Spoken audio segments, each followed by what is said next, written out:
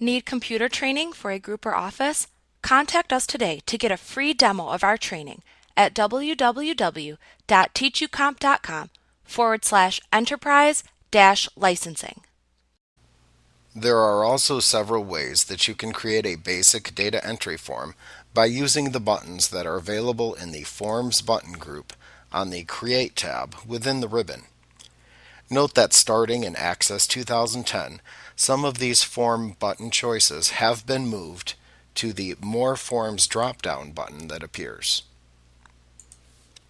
To create a form in this manner, however, you must first select the name of the table or query within the navigation pane for which you want to create an associated data entry form. Once you have made your selection, you can then click on the type of form that you want to create from the buttons that are listed in the Forms button group on the Create tab in the ribbon. When you do that, Access instantly creates a form of the specified type for the selected table or query. The only difference between the forms that are created is the style of form that you select when you click the corresponding button. Let's examine some of the more popular choices and how each button selection changes the layout of the resultant form.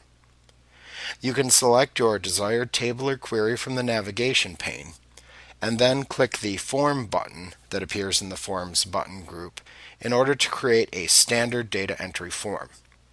In Access 2013, this creates a split form style form by default.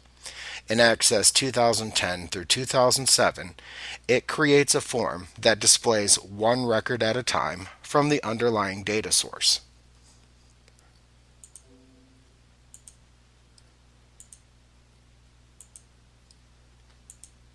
You can choose the Split Form button to create a split form that shows the current record at the top of the form and an accompanying datasheet view of the underlying data source at the bottom of the form.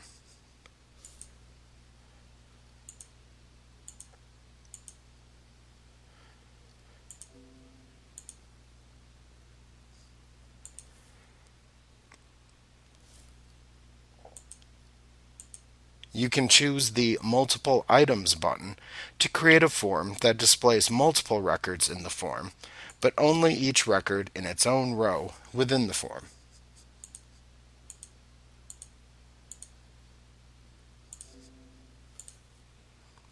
Now note that in Access 2013 and 2010, the split form and multiple items choices have been moved to the choices that are available from the More Forms buttons drop-down menu in the Forms button group on the Create tab in the ribbon.